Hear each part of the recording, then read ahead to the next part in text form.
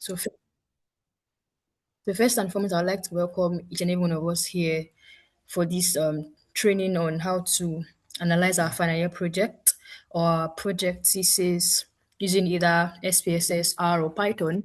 I know it's not easy at our end to do this, but we had to like take our time to. So, thank you so much for giving yourself to learning. Maybe towards the end of the session, the training would just give a brief about who we are, what we do, and what we represent. But right now, we'll just allow Mr. Toby take the floor and go on with the training. I want to say sorry once again for what happened yesterday. We had some network glitches and everything, and that was why we couldn't have the session the way we wanted to have it. But thank you for still showing up. Still, thank you. All right, so Mr. Toby, over to you, sir. You can have the floor. Thank you.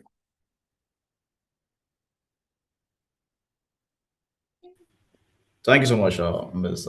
Blessing, and also from my end, I'm really sorry about what happened yesterday. Yeah, I should have prepared better, but circumstances.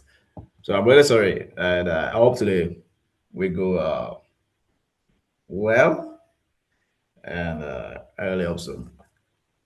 So, for those of us around, I really want to say thank you for showing up. It's a thing of pleasure. So, thank you so much. Give me 1 minute and we'll get started, please. Just 1 minute.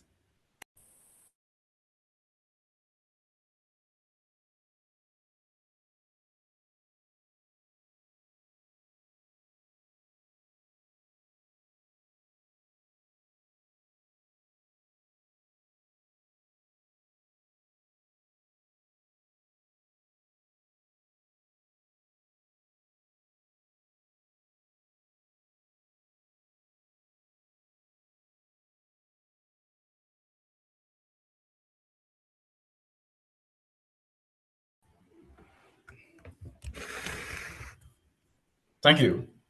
Oh, can we all see my screen? Hello. Yes, we can see your screen. Yes, we can see Thank your you so screen. much. So, for the sake of those that were not around yesterday when we started, we just brushed through what we treated yesterday, and then we progress from there. So, getting started, once we have the SPSS installed and you open it, you should find yourself with this sort of screen. Okay. And the screen SPSS is simple to use. It's something if you just play around with just a few days, you should be able to like at least do something reasonable or have a reasonable output. And if you're familiar with packages like Microsoft as well, most of this stuff should actually look familiar. And in that case, we don't know what SPSS mean, and if we don't, it actually stands for Statistical Package for the Social Sciences, and it was developed by IBM. And majorly, people tend to use it more of like organizing data sets, performing statistical analysis, and it's mostly used in academia alongside R and yeah, it's fairly popular in those areas. So most times, some institution will actually demand that you have your analysis done with SPSS or R or something of that sort that is popular within that specific field. So that's what SPSS actually stand for. Then there are different things you should actually try to get familiarized with. Just four key things. And once you're able to master these four areas of SPSS, then the analysis should actually become pretty easy to perform. So the first view you have to actually master, not really master, actually gets formalized with, because I don't think there's any package out there that you can master to 100%. Uh, yeah, they can master 100%, because every day you learn new things and you're like, wow, I never knew this kind of stuff could actually be done with this with this package. But if you're able to like familiarize yourself with this for Windows, you should be able to find your way out of any kind of situation you find yourself in. So, first view you actually face with is the data view, which is what you're currently saying. This whole view is the data view, where you have these cells, you have these variables, and you have these rows, this list of observations. So aside from this data view, you have another view called the variable view, which is what you usually use to create a variable. And for instance, now look at this data view we have here. It's empty at the moment, right? So let's say we want to create a variable called, let's call it age. And then it's easy for SPSS to actually predict what you're trying to create. Okay, so age is numerical in nature, so leave it as numeric. All the other types you can actually choose from: date, dollar, string. Let's say it's a text form, like let's say name. You can actually choose different variable types. So since it's numeric in nature, we just leave it as numeric. And the weight is just the number of uh, values we can sustain for that column. So mostly let's just leave it at 3 since it's age. Leave it at 3. Decimal, let's put it at 0. Decimal places. I don't think age should have decimal places, except if we're taking the averages. So label is more like the human readable name. So normally you're taking the survey, right? So you're asking the respondents that, okay, what is your age, or what range does your age fall in? Those kind of questions. It's actually more reasonable, right? So you can actually put a label there. What is your age? So this is a very good label to put here. Then values, we leave the values as none, because the age could actually take a lot of values since it's continuous in nature. The age could be 4, could be 5, could be 6, could be 7, could be 8, could be 100. So yeah, it takes a while to actually put in all the values. So let us leave it as none. Do we have any missing value in the age column? No, at the moment. So let's leave it as none. So columns is actually just the width of the column. Let's say, for instance, if you look here, you can see how wide it is, right? You can see the space here, right? So let's say we change this to like 4, then tab. Because you're right, you can see how small it got, right? So that's the default weight of the age. So this align is actually how the stuff gets aligned, is it? Let's say put a value here. Let's put 34. You can see this 34 is aligned by the right, right? So we have the right, we have the middle, and then we have the left. So for instance, let's say we change this from the right align to left. We have this. You can see, right, it moved to the left. Okay, so that's for this align. Let me change this back to 8. Now, for measure, like I explained yesterday, if you are familiar with your stats class, you should know that data have different levels. We have the nominal data, we have the scale data, we have the ordinal data, we have the ratio data, which is the highest, and that's the same thing as scale. And it's actually great, not even great, it's compulsory that you do this configuration before you perform your analysis. So in this case of age, we do know that age is scale in nature. So how can you actually tell if which measure you should use for a variable? It's simple. Now, consider something like name. I mean the name of a person now, not this name you have here. Like let us call it first name. Okay. Let's call it first name. Okay. Now consider this first name here, which normally the type should be string. Okay. So we have this first name here.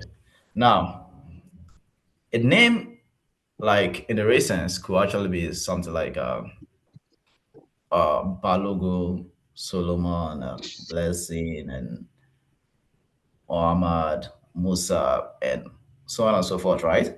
So since these values are kind of categorical in nature, or let's use something like a faculty name.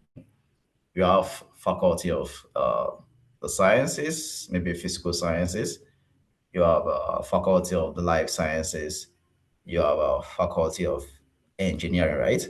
Now, in this case, now we're trying to categorize this like some values into this category. Okay, you belong to faculty of sciences, you belong to faculty of engineering, so on and so forth.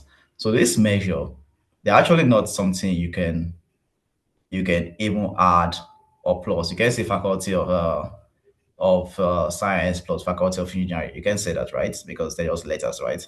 So most of this kind of measure is what you call the nominal because you're trying to name them, okay? So you put them as nominal data for this. So, but we have this other data we have here, which is the ordinal. Now, this ordinal data is tricky to get, but it's doable. Just visualize something in your head. Okay, let's say you go to the App Store, right? Or to the Play Store, and you're trying to download an app, right? And then you download this app. Maybe your friend tells you that, okay, this app is great. In fact, the game is great, and they really love it, and you're enthusiastic about it, and you go to this platform and you download this game, maybe Call of Duty or whatnot, and you just download this game, and after playing it, you're like, what is this trash? Like, the game is so underwhelming, and you're like, I have to give this guys 1 star. There's no how they can escape this bad review of mine. So you go to the App Store or to the Play Store, and then you choose between 1 to 5, right? Now, when you think about it, these 1 to 5 are actually numeric value, right? One is a number, two is a number, three is a number, four is a number, five is a number, right? But when you still think about it, it is still more of like a category, right? Okay, in your mind, you're trying to say, okay, this app belongs to 1 star, or this app can belong to 5 star. But yet, there is this other property we have, which is the level, right? Two is higher than one, three is higher than two, four is higher than three, and while five is higher than the rest. But you can't actually say faculty of science is higher than faculty of engineering, or vice versa. You can't say blessing is higher than uh, Oladoton is higher than blessing, right? Because okay, there's this. It's more of like yeah, purely nominal in nature within that context. So in this case now, since the review you're trying to give on the App Store, let's call it rating. So we come here, let's say we call it rating, right? Now this rating now, let's leave it as numeric, right? It could be 1 to 5 or something of that sort. So now this rating now in this case now would be what would be ordinal because you have 1 to 5 and these values have level. The half level are like attached to them.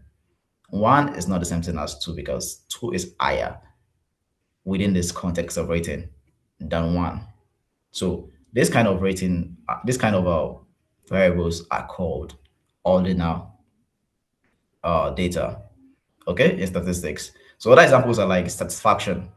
Let's say you're taking a survey, right? And then mostly in social sciences, they actually do this a lot.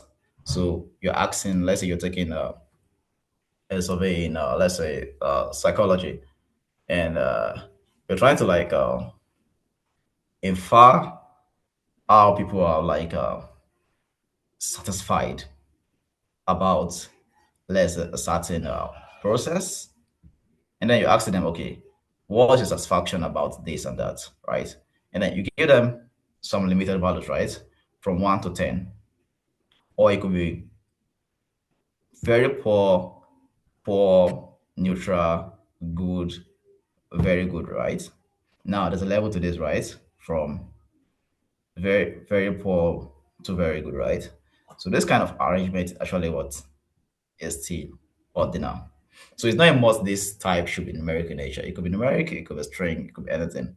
As long as the value are ordinal in nature, you pick what ordinal. It could be 1 to 5, it could be from very poor to very good. Doesn't matter. It's still an ordinal type of data. So you pick ordinal, and then yeah, we have these traits given here, right? These are the trait measures we have here: scale, nominal, ordinal. I think this all are fourth one, but in SPSS we just use this trait. So you can actually make your research, pick up a status book or ask AI or ask anything concerning this measure. So if you're confused about which measure your data is, can you actually upload the data to any of this AI platform and ask, okay, what is the measure of this variable? To get your answer. So after that, we have this role. Most times you don't actually touch this role because it works best when you leave it untouched, except if you are very sure with what you're doing. Now, the role could actually be input, targets, and I think the other stuff here. So what does the input stand for? You're just trying to say, okay, these variables we have here actually independent variables, right? So that's for the inputs. What used to predict the target. So you can actually set it as targets. Let's say you're trying to train a machine learning um, model, neural network, or something. That's where all these things actually come into play. For instance, this split, you can use to split your data into the test and training data, and so on and so forth. So, but best you just leave this as input, don't touch that, and then you are good to go. So this is the variable view. This is the data view, and then we have two other views, which is the output view. So let's say I try now. We have this data set unsaved. Sorry, can you not see my screen? I hope I'm not alone here. Hello. We can hear you. We can hear you. Okay, great, thank you. So, sorry, let me say something. Okay, yeah, I think that's sufficient. Now, we're yet to actually save this view or this data set. So once you press Ctrl S, or you can actually go through the file part. I think everyone knows Ctrl S as save. So you can actually save it here, or you can just press Ctrl S. Then let's call it uh, let's call it the two analysis, and normally SPSS data set of the analysis saved as dot solve. So let's say we save this. Now you can see this view here, right? After you perform any operation, you are plotting the graph, you are saving a file. As long as you are performing, you are executing an operation, you always have this view here, this output view. So this view here is what you call the output view. Now this view is telling us, okay, this file has successfully what is saved. So we have this syntax given here, in which you can actually write the syntax raw, and that takes us to the last view, which is the syntax view. So you come here, file, new, and you go to syntax. So you can actually type syntax here, which is actually a good way to automate your tasks. So maybe you give your file to an AI. You can say, okay, Mr. AI, okay, help me create some syntax I can use to analyze this file. And once you paste the syntax here, you just Control A to highlight everything, and then you click on this play button here. So everything gets analyzed, and then you get an output view. So we'll get to syntax during the class. But for now, let's just close this and we won't be saving it. So Now we have this data view, right? And we have our variable we created. The three of them appearing here, right? So that was great. But we don't actually have much Sorry, time on who our else end. is sorry, Mr. Toby, I can't see what you are doing. Who else is just saying playing picture in picture? Or can we Picture? all see his screen? On my screen, I'm just saying playing picture in picture. I can't see what you are doing. So I don't know if they can see what you are doing. I can see his screen. Okay, I Oh. know. Everyone but you Okay. can see it though. I can see it. I Okay, I can know see what's my your screen. I can see your screen, Mr. Toby. Yeah. Yes, we can see your screen. All right, thank you so much. Yeah, I can see it, Mr. Toby. Okay, where are we right now? Are we on Zoom or we are in SPSS? So let me be sure.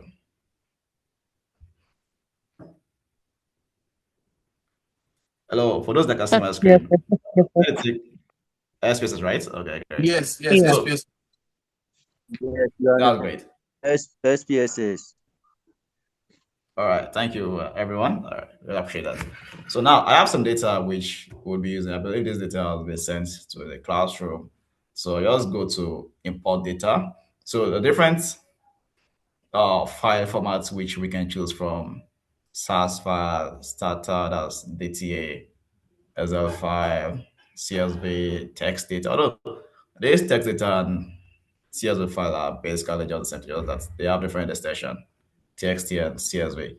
But we'll go with the CSV data since our file is saved with dot CSV. So I come here. I'll pick this one first for now. Then we'll go to the messy data later on.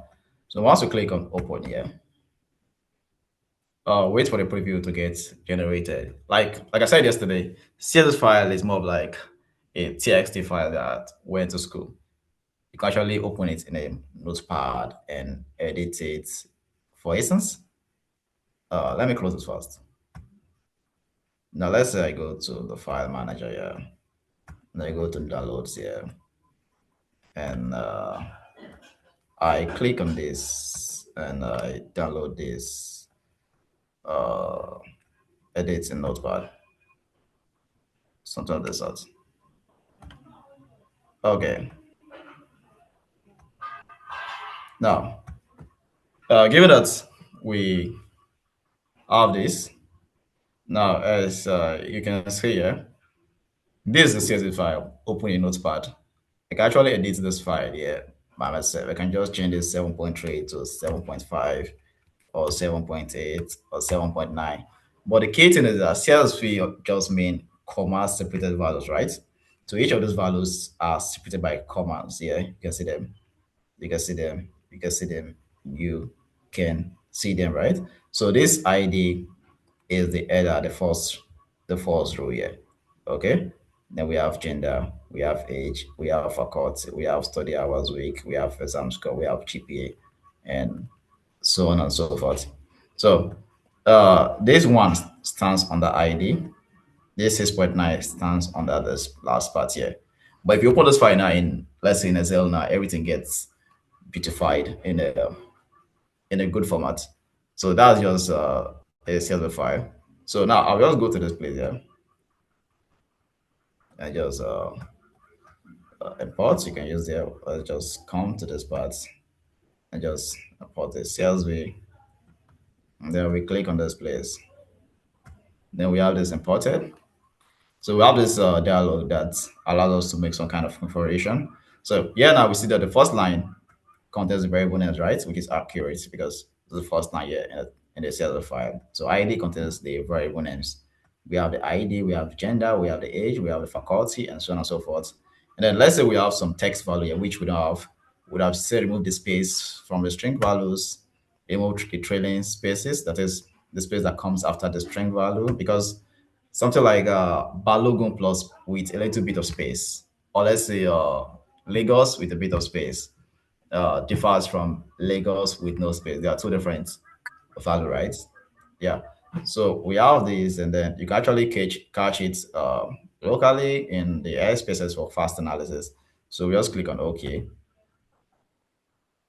So this output. Where's the output dialog again? This is the output here. So you have to get the data. We have 10 variables and 120 observations or cases. So we just close this output, won't be needing this at the moment. So now we have this. We have the variable view. So I'll just go through some configuration quickly. I believe I've already explained this already. So I'll just configure some stuff here.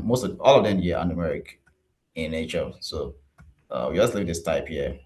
So focus on display. This is nominal, gender is nominal, age is scale, faculty is nominal, then the study hours is scale. Yeah, could be 7 hours, 8 hours, 2 hours, 1 hour.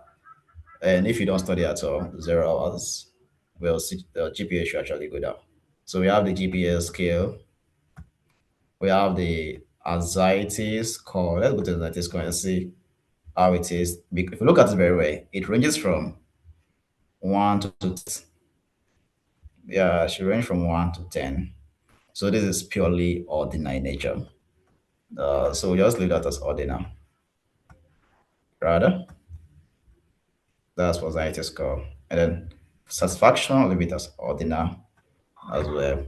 Sleep hours super scale because you can sleep for 20 hours, whether you sleep for 7 hours, and 4 hours, 1 hour, no one cares. It's continuous. Okay, so that's the continuous data. So we have this set. We all save it as Control S. So I'd like us to create a folder for this. So I create a folder here. Just call it the 2. Okay. I'll go into this folder. Just call it the 2 analysis. Okay. So we have this output view once again, which we don't care about at the moment. So we have this output view, which we don't care about at the moment. So after this, the next thing we want to do is to analyze, right? We have this setup. We have this setup, and we want to go through some missing values and fix that.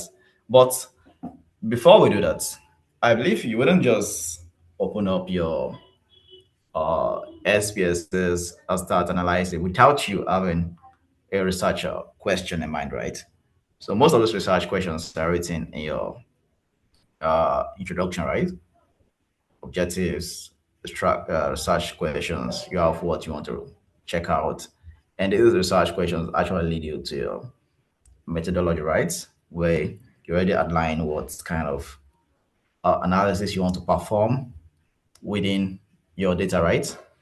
So you should already have this thing already laid out already. So you shouldn't come here and start scrambling and asking, what should I do? What should I do? What should I do? You should already have these methods you want to use already on ground. So to already have this analysis already on ground, what do I want to do? Do I want to check if 2 variables are related? Or let's say if one increases, does it impact the other one? Do I want to check that? Or do I want to check if a value differs among some category? Let's say the mean differs between, let's say I want to check if there's a significant difference in mean within genders. Let's say female and male. We want to know if females tend to have maybe better CGPA or lower CGPA than they may. Want to know if this CGPA is evenly distributed among these groups. So you already have this stuff already laid out, right? And in that case, that means, normally some analysis don't actually just happen. You don't just start to perform some analysis. Let's say you want to perform ANOVA, t-test, or whatnot. So I have some assumption you have to check out. Okay, some will say, okay, is this normally distributed?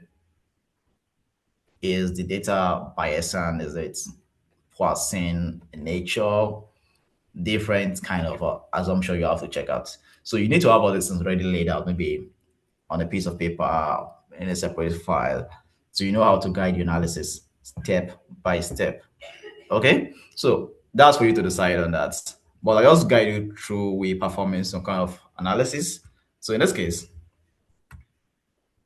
now normally the first thing you might want to look at is to check the descriptive statistics and frequencies and distributions. And actually, that's Mr. easy to Toby, do. Mr. Toby, can you hear Hello. me? Can you hear me? Yes, ma'am. Looks like Yes, your ma'am. network is breaking, so your voice will cut at some point and we won't hear. So, but we are hearing Really? you now. Yes, it's breaking at interval. We can hear you Okay. everything. All right, thank you. Sorry about that.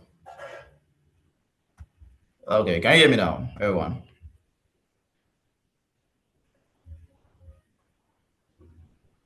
Hello. Yes, we can Hello. hear All right. you. Yes, you can go, sir. Okay, thank you. You can go So, on. We are hearing you. all Yes, right, sir. thank you. So, what do you have on my screen, please? Descriptive Hello. analysis. Okay, great. Thanks so much. So, normally the scripted analysis is more of like exploratory data analysis. You're trying to explore your data to see, okay, what does it have? Do we have outliers? And or this data normally distributed? Let's say you want to use a histogram, or you want to check how frequent um, data, some values appear, or you want to check the skewness, the curtosis, and yeah, that all depends on what you're trying to do. Everyone has uh, their method of doing things. So now let's start with just a few things. So for instance, now once you look at this gender here, now depending on who took the survey, one could actually mean maybe a female, and two could mean a male or vice versa. And let's say you want to check how frequent these two genders appear within this whole data set. I think we have about 120 cases. So we want to check how frequent each of these appear. It's intuitive to know that this form of action should find itself under analyze. So once you're trying to analyze anything, perform frequencies, mean, mode, medians, compare means, regression, correlation, always go to this analyze here. You can find many things here, from correlation to regression to even training neural network, or making forecasting, ARIMA, SARIMA, and yeah, all of them here. But you can actually use everything because everyone has different thing they're looking for. So, but mostly you can actually go to the statistics to actually have an idea about how your data set looks like. Go to frequencies. Are you all here? Can you see my screen? Yes, yes. Okay, great. So let's say you want to check how distributed is all the frequencies of gender. So what you do, you just click here and then you drag it. Okay, you drag it to this place, and then you can choose the statistics. But since it's categorical in nature, these things won't work. You can't find the mean of the gender. So yeah, I think mode should work, right? So click on continue. You might want to get the charts. So you can use bar charts, pie charts. I'm actually not a fan of pie charts. So frequencies, percentages, and we have that, and then we click on OK. So this should run, and then we have this, right? So now you can see here, now we choose the statistics mode, at which we choose mean. Mean wouldn't have appeared because you can actually find, okay, yeah, you can find a mean, but it's not actually reasonable to use mean. Normally in your stats 101, that you shouldn't use mean for categorical data. That's a poor choice of measure of central tendencies. So for this kind of case, you use mode.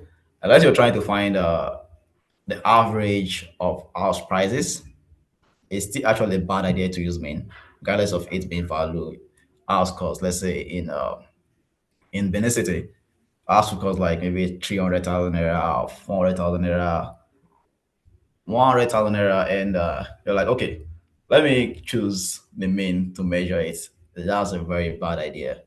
The best measure of central tendency for that is the median. So you have the median house prices, median car prices. And that's because the median is less sensitive to outliers. Because let's say in the certain streets in, let's say in Port Harcourt, the house price could actually be like, let's say 200K per annum, and in another place it could be like 1 million naira, right? And this 1 million naira could actually skew your data once you use mean, and then you have this large average. But median actually gives a very accurate measure of central tendency in this case. So you just have to be careful about your analysis. And if you're confused, you have AI tools, right? Or you ask your friend, or you pick up textbook. If you're in textbook, I recommend this textbook, Business Statistics by Ken Black.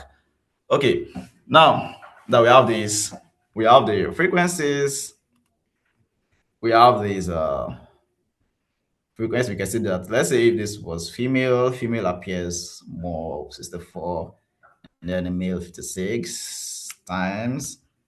And if we sum that, we should have a total here. Now in this case, since we choose the bar charts, we can see this stuff here. So now most times, since you have your analysis done in this case, you can actually just click on this place. You can right click and click copy.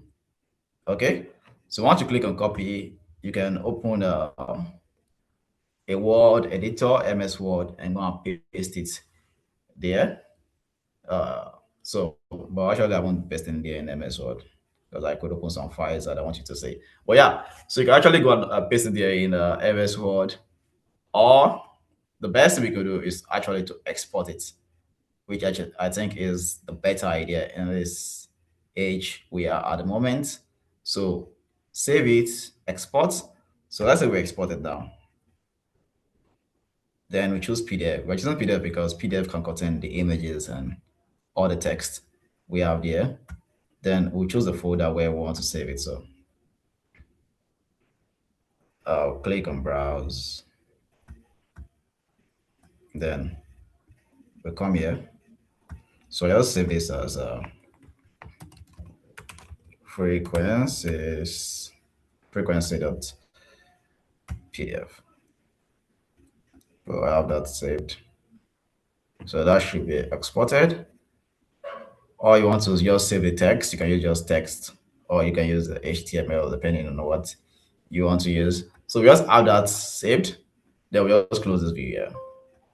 Okay, you can also save the view.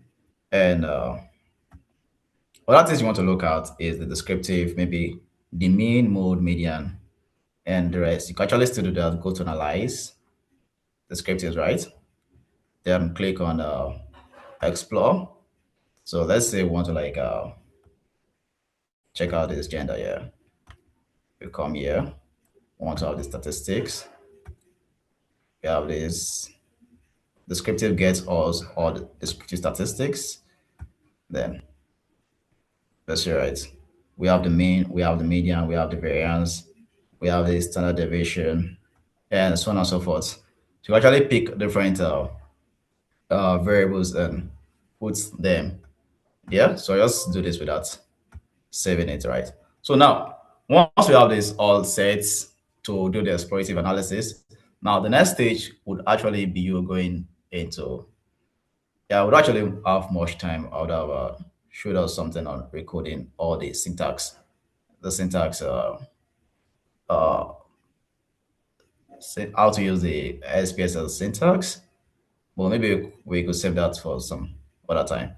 But let's just perform some analysis now. So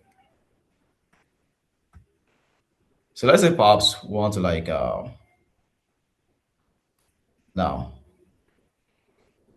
let's say we want to check if the exam scores differ within the male and the female group, right? So we want to check if one group tend to like perform uh, better than the other. Once you have just two groups, the best test to do is use independent samples t-test. But once it's like four upward, you use the one way and override. So now let's perform this analysis. So let's say we want to check if the exam score differ between the genders, right? So now, how do we do that? We go to analyze. We go to compare means. Now, what you're looking for actually find themselves within different categories. Just go through them. You could actually still find your way out. Now, go to compare means. Go to independent samples, details. Now, I want to group it by what? By gender, right? So, we put this here. There we define the group. So the group one is one, which is female or male. I don't know what one stands for. I don't know who took the survey. And group two, two. Then click on continue. We have that set. Then we want to check for CGPA. Right. Now we have this. Then we click on OK. So we have our result here. Now, how you interpret this depends on if you have good knowledge of statistics or you want to make use of AI. And that's why we just save this as PDF. But I'm coming one moment to get back to this. So I'll save this as just save this as t-test dot PDF. Now, there are rules you actually use in checking for this. We focus on this independent samples test here.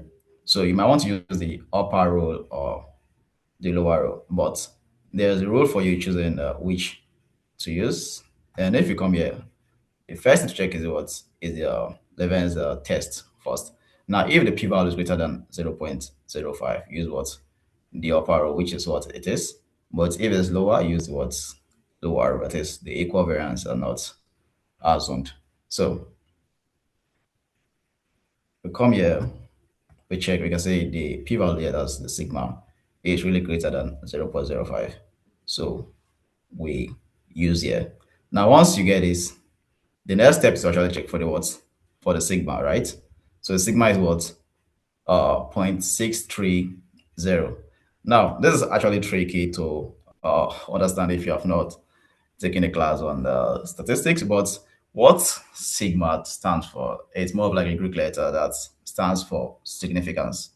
Okay, so there's a sigma. Once you have a sigma across the threshold, depending on what you use, let's use 0.05, and let's say it's above 0.05, you're trying to say that, okay, any difference we have within this group is purely based on noise. It doesn't really matter, right? So that's what it means. So since it is greater than 0.05 in this case, we also reject the null hypothesis and say, okay, there's actually there's no group that is performing better than the other in this case.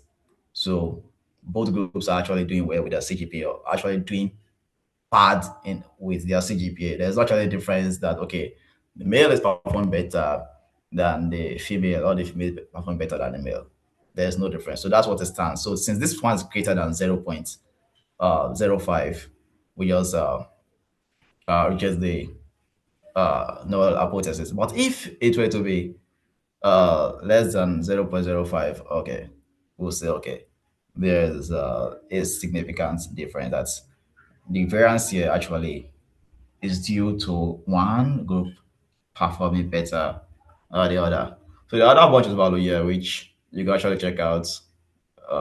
So we just save this out first and get it out of here. I think we already saved this already. Yeah. So close this and no. So I'll actually share this PowerPoint after the class, so you could actually go through it and perform the analysis yourself. So another thing I want to look at is the ANOVA test. So let's say you have a group that is greater than 2. Now this gender is like just 2. The faculty, we have like 4 faculties here. We have 1 to 4, right? Now, a good analysis for this. Let's say you want to check if the exam score actually differs within this whole faculty. What to use is to go to analyze, see under compare means we use what? ANOVA. The reason I'm using this ANOVA teachers is because they're actually very good popular method people tend to use. So great. So the factor we're looking at is what? Is the faculty. So we have the faculty. I want to check if the study hours, let's say, let's just use study hours, although you can drag out different stuff here. And one thing you can actually also do that is good is to use the postdoc. So we study for the 2 key one, and there are actually a bunch of other postdoc you can use here. And that depends on your assumption. But what this postdoc does is that just in case there is a significant difference in their mean, then you want to check which of those groups have significant differences. So you use the 2 key test to actually check. So in this case, we'll continue. Then, okay. Now we have this. We have the result here between groups and within groups. But what we're actually looking for is this sigma here. Now the same rule applies here. Since sigma is actually greater than 0.05, we just say, okay, there's actually no significant differences between the group. And once this is greater than 0.05, you actually have to use this. This becomes useless in this case. But if this was like less than 0.05, then you can start coming here and start looking at this sigma. Okay, which of the sigma is less than 0.05? Then let's say I'd wish it was like, let's say, yeah, let's say yeah, it was like 0.01. You say, okay, there's a significant difference in the study hours between faculty two. Let's say faculty two was sciences and this was engineering. It's okay, there's a significant difference between the study hours between faculty two and faculty three. But still, that depends on what you're trying to do. But in this case, our sigma is just greater than 0.05. This is 0.299. Then we also say, okay, yeah, all the faculties are studying, like there's not actually much because you can see one faculty studies more than the other, right? So that's what this ANOVA does. ANOVA t-tests are more like checking the means, okay, the average between these categories and see, okay, does this category actually you have more mean, like as an higher average measure of central tendency than the other one. So that's what this ANOVA and t-test does. So we also save this as well. I'm saving this because I want us to do something quickly. So I just save this as ANOVA, then save that. So we export that. So that's for that. Like I said, you have to come up with your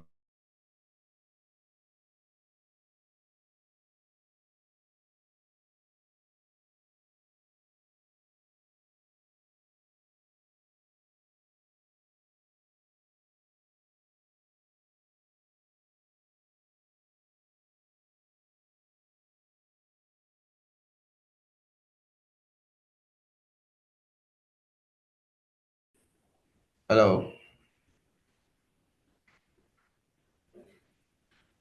Hello. We can hear you. I can hear you. Yeah, sorry, my network went off for. Okay. Okay, can I see my screen now? Yes, we can see your screen. All right, thank you.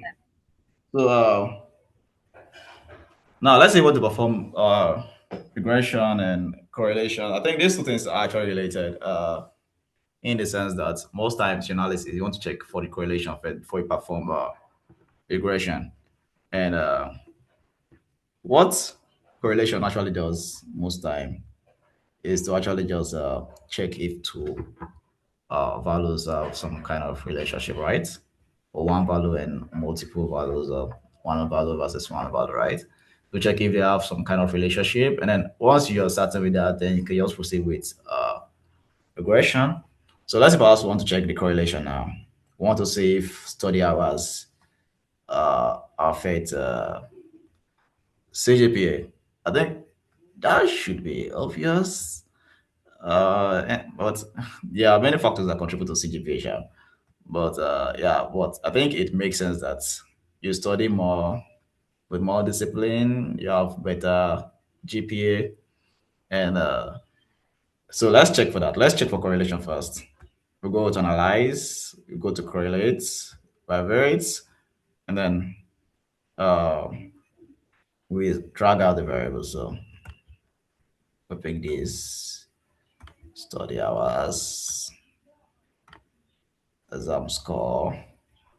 So that is then the choice of Pearson Spearman is actually good, such that if your data is more on the scale level, okay, continuous data, all of them, it's great to use the Pearson.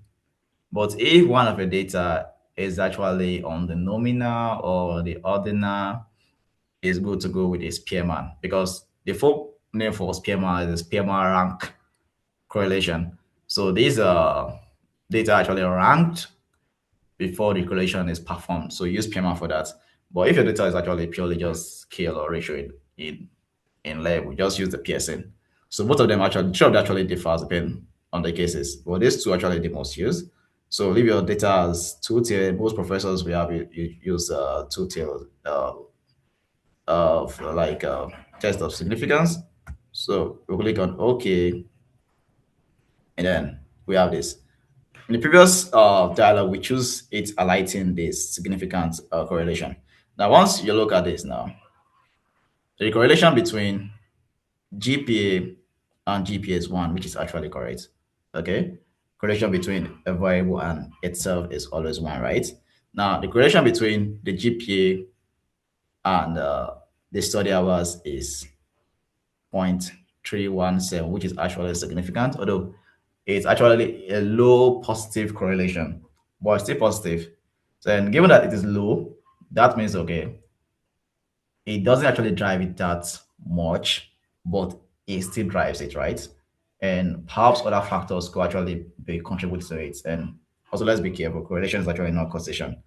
And we can see that the sigma is less than 0.01, which is actually significant, showing that okay, yeah, GP actually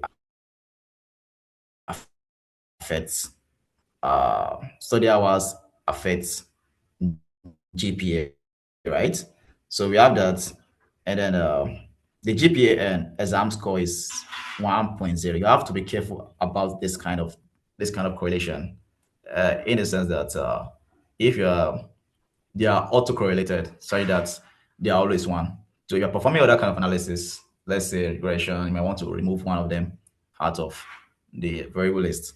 So yeah, but this one's actually good. This 0.317. And this is what we have is because the GPA and study hours. And then we have exam score and study hours 0.316. Still significant, right? So we have the correlation done. You could actually do other form of correlation. Like I said, it depends on what you're actually doing, right? So we have this saved. So I'll call this forgive me, we can actually do much analysis at the moment.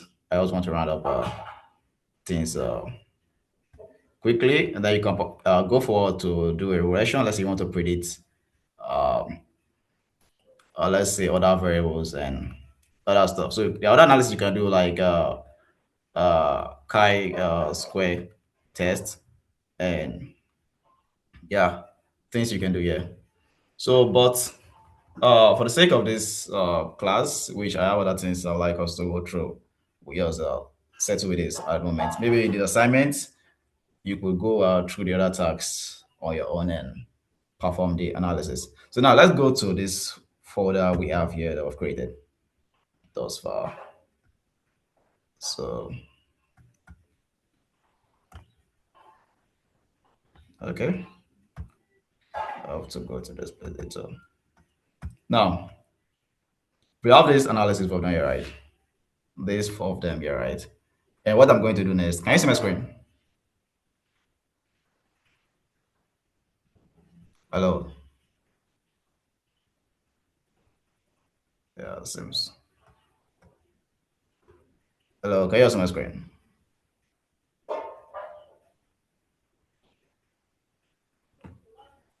This is serious.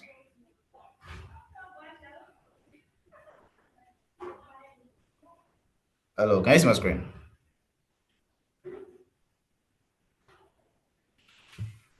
Yes, you can see it. Yes, you can see it. Okay, thank you. So I said, in this folder here, we just perform like for analysis. So depending on what you're doing, you can actually perform more analysis or even far less analysis. You don't have to actually do everything. Just do what you know is sufficient or what you have written out in your methodology. So once we have this, and what I'm going to show next is trivia, but it's something you might want to look into. So yeah, I'll go to this URL here, AI.com, and once I'm in here, I'll just go to the playground, and then since I'm in here in the playground, I don't know, I don't like this model. I'll choose this Gemini 3 Pro preview. Then yeah, I have this. So what I'll do is that the reason I'm using the AI studio is because I it's far better than the Gemini interface. I wonder why Google will have their models done on that interface. But yeah, you actually have the raw access to everything here. And I think this 3 Pro is actually better at writing than this 3.1. And Google has very good, their models are very good visual capabilities. So it's actually nice to analyze images and PDFs. So what I'll do is that I'll go to this place here. Then I'll select from here to here. Okay. Then I'll drag this and just paste it here. So this is something everyone can do, right? So just take like 1 minute of our time. So you'll say okay. Um, Findings and discussion.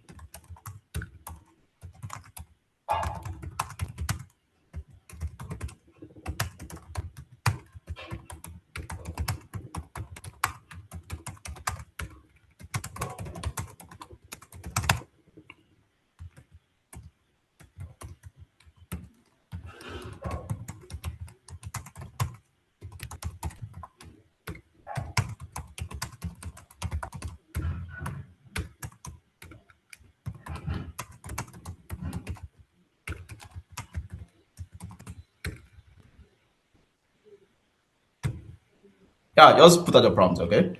And we have these running, and yeah, you can make use of other platform you are familiar with. But just to round up this part of today's class, we just do this, and tomorrow we'll look at we're using the syntax, the SPSS syntax, right? So we'll make use of that tomorrow. That's more like a bit of programming, but yeah, so that will take a bit of time. So this is quite short though. But give us a sense that okay, we don't actually have to write this out ourselves one by one, right? So we have this, we have this, we have this, we have this, we have this, we have this, we have this, which you can actually just check out and maybe perhaps just copy it and do your stuff with it. So that's the end of this part of today's class for the analysis. And sorry, we just touched just a few parts. And yeah, I think it's actually beyond our capacity to check out all the analysis. So just give a bit of assignment on this. So you go out and play around with some of the data sets. So tomorrow will get a bit messy. So we'll look out into the how to make use of this syntax. So I prepared a sheet for us. So we'll look into some bit of SPSS coding where we can actually automate some of this analysis.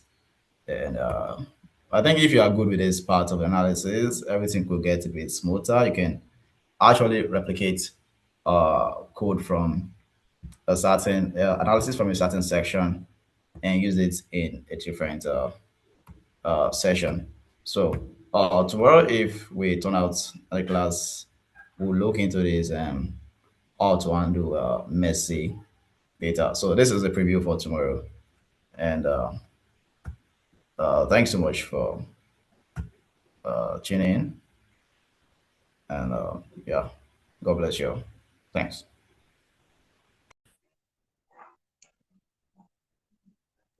All right, thank you so much, Mr. Toby. Thank you so much, everyone. And does anybody have question for Mr. Toby before we call it a day? I'll continue tomorrow, same time, 4 p.m. Anybody?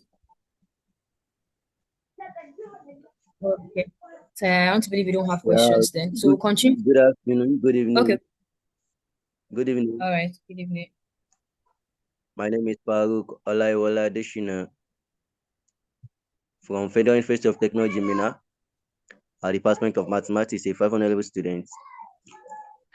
I'm one of Dr. KJ project students. He said That's that great.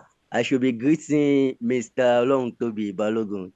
I should just extend our greetings to you, sir. Thanks so much. Please send my regards to her. I really appreciate email sending you both to turn up. It's really All great. right. Please send my Thank you thanks to very much, her. sir. Yes, sir. Thanks so Yes, much, sir. sir. Yes, sir. Thanks for turning up. Yes, Yeah, thanks yes, so sir. much. Yes, sir. Okay. Hello. Hello. Hello, sir. Hello. Good evening, sir.